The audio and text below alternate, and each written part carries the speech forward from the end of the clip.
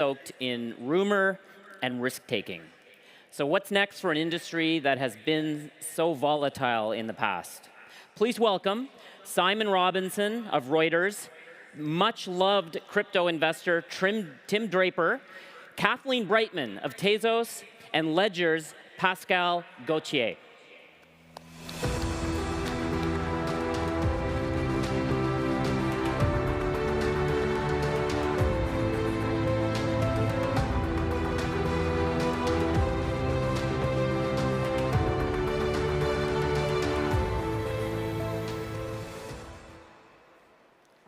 All right.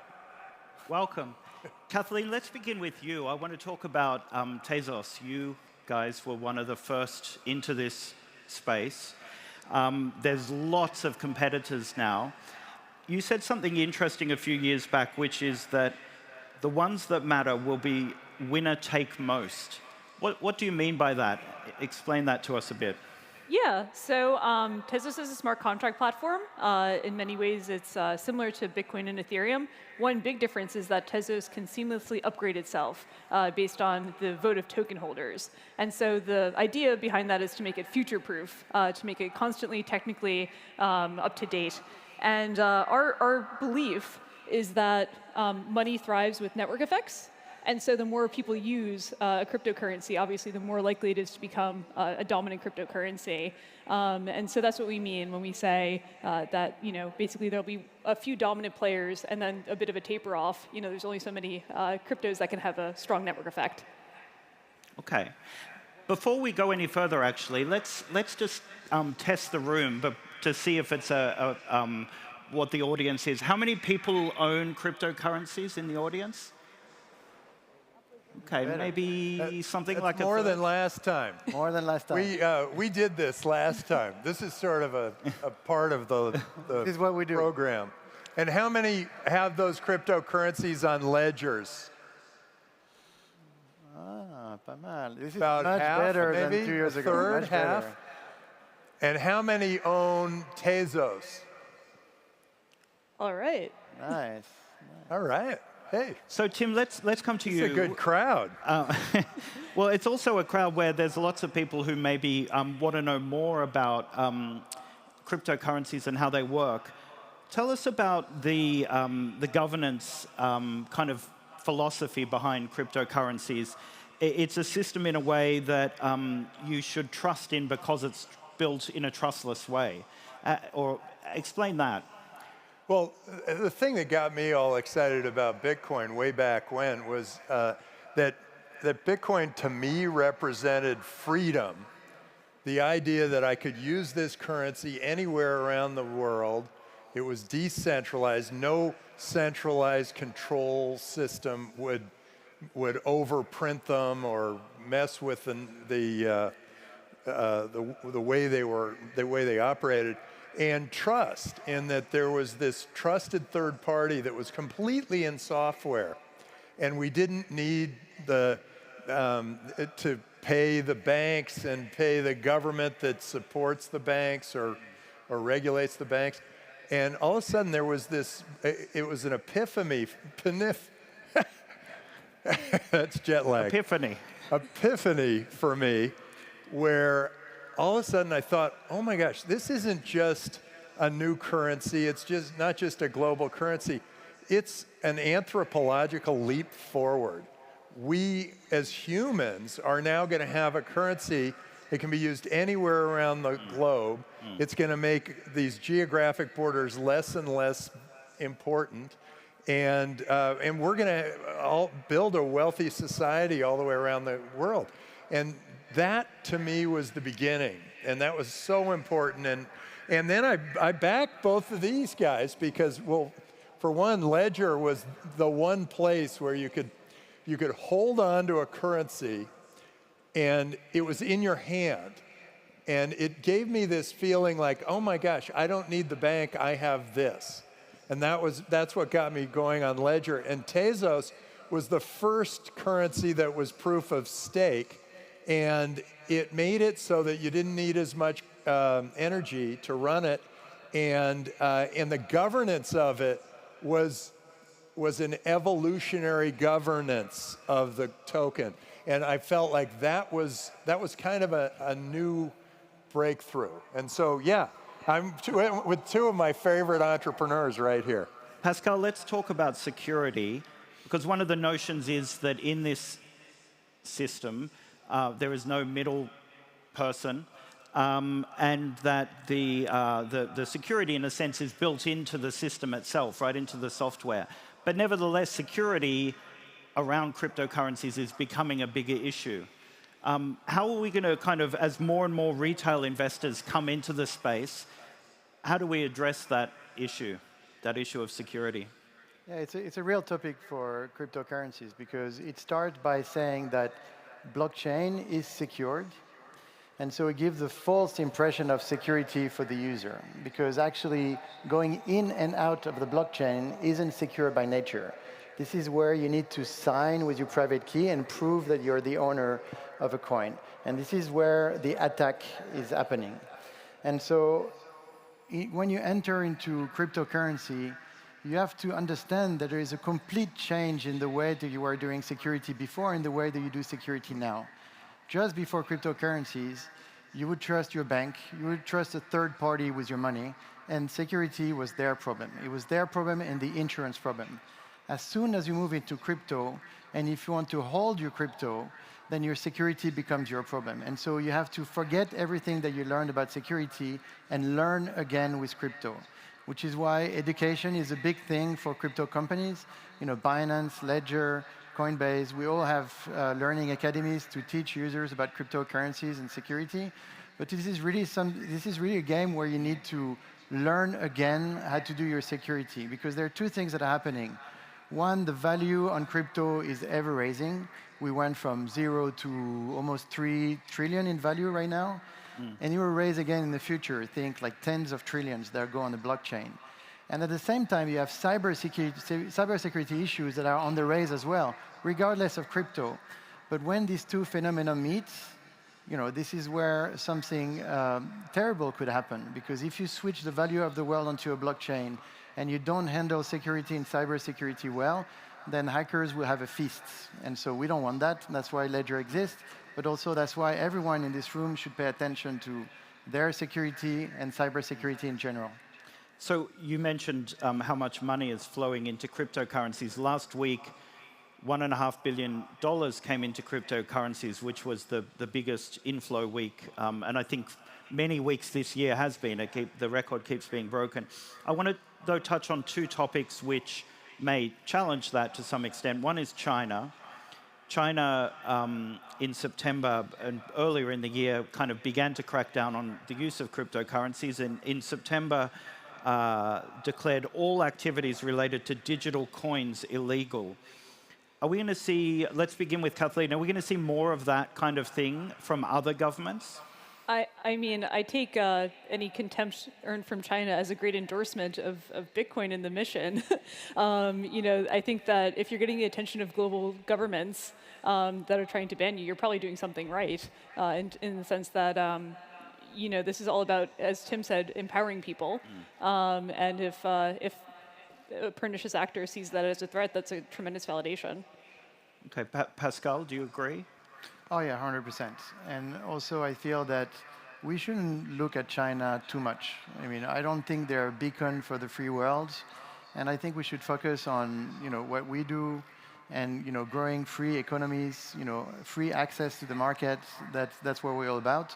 And so China is exactly what not to do, and we should focus on what's right to do. And, you know, like Tim said earlier, you know, Bitcoin is freedom. So, you know, if you care about freedom, I think, you know, you should think about that and build towards that, not against it. It's also a good test for Bitcoin because it's meant to be censorship resistant, right? Right, right. Tim, I think they've made on China? The biggest mistake ever. This is the equivalent of in 1999 for a government to ban the internet. It's just stupid. And he's trying to control everybody, and we've all got to go back to communism, and it doesn't work. It didn't work. It doesn't work in North Korea. It doesn't work in Cuba. It Didn't work in China before. I don't know what he's thinking other than he wants to have self-aggrandizement at the sacrifice of his own people. I mean, that's 1 billion potential entrepreneurs out there that are now have gotten their wings clipped, and it makes no sense. Okay, let's touch on another issue which is challenging for some people. At the moment, obviously, world leaders are gathering in Glasgow to talk about climate change. And one of the great criticisms of cryptocurrencies is how much energy it takes to produce them. Is this a reason that people should not invest in cryptocurrencies?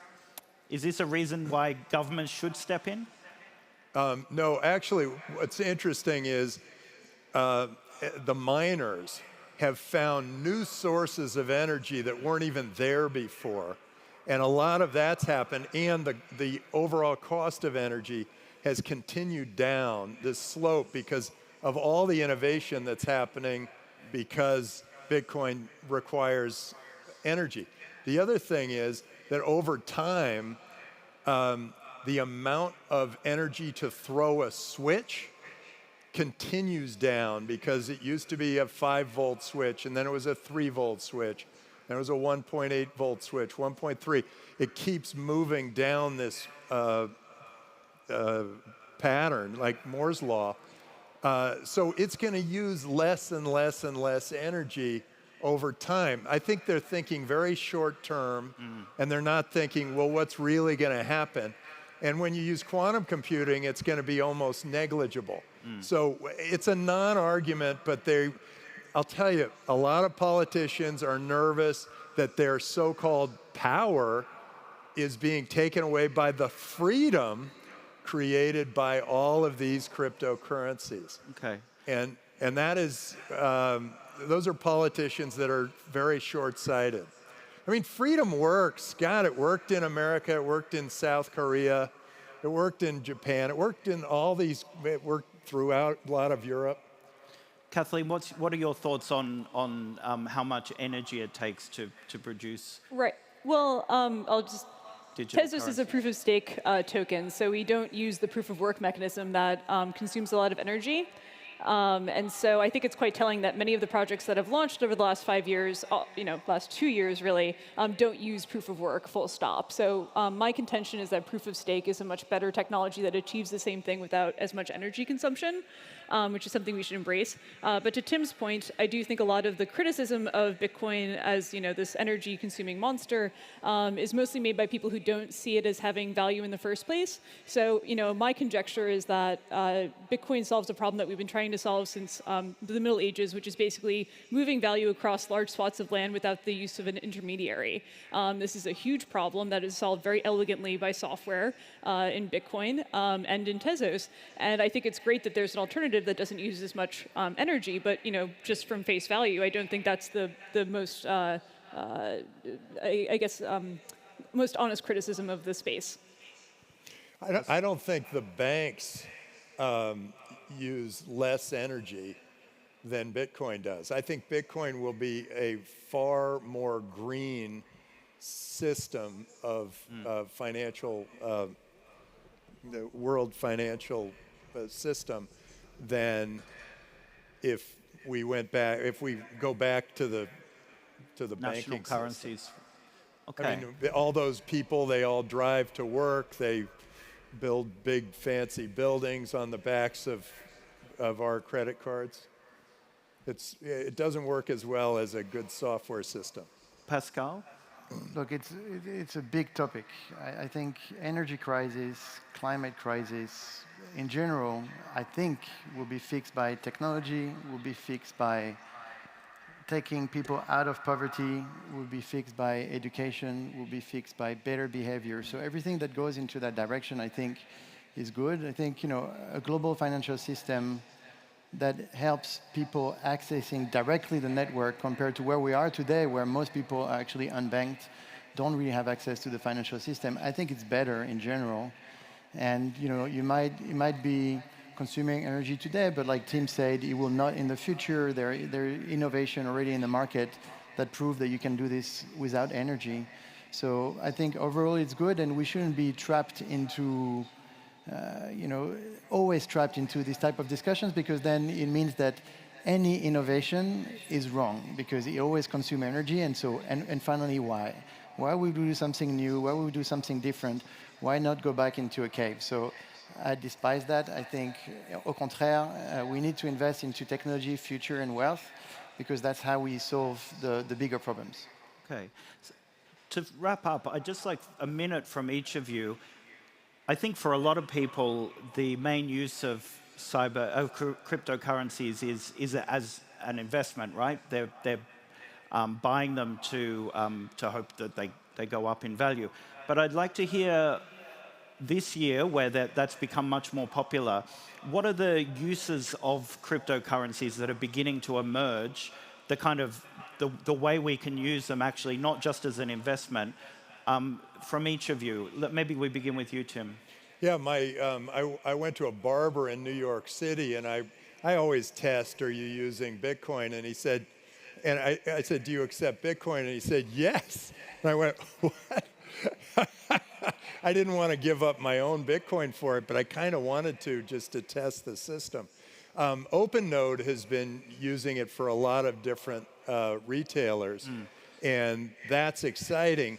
But here's the moment that I think is going to be a real cataclysmic event, and that is the moment I can buy my food, my clothing, and my shelter all in Bitcoin.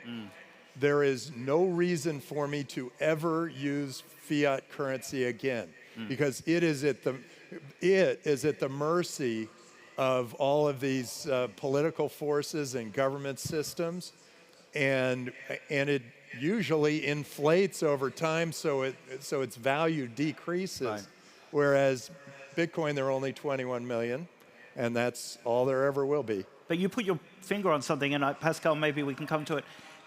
As long as cryptocurrencies keep going up in value as quickly as they have been over the last few years, why would you use them to spend? You'd be smarter to hold on to them. That's why you didn't spend your cryptocurrency in your Bitcoin in the barber, right? So because we don't all live in the United States or in Europe. Some people live in Lebanon.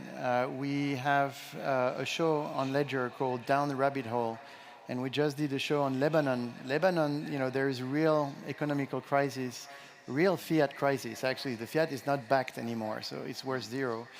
And so, what is the choice that these people have?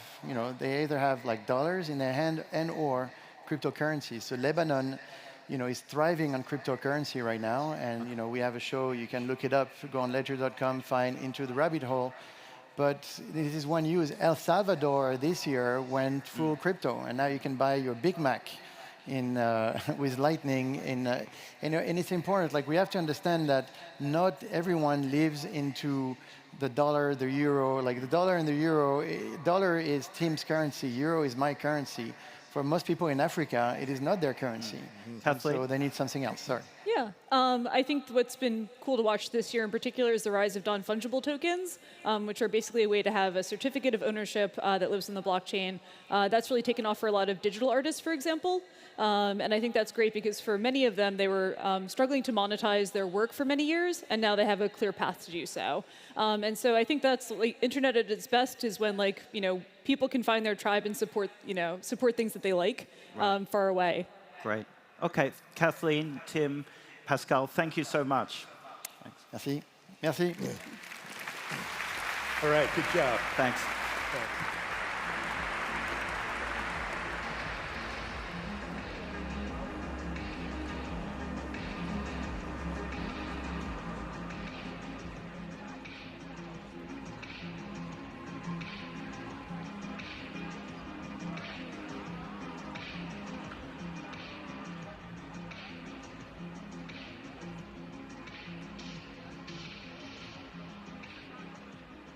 Please welcome to the stage Speaker Director for Web Summit, Yvonne Redmond.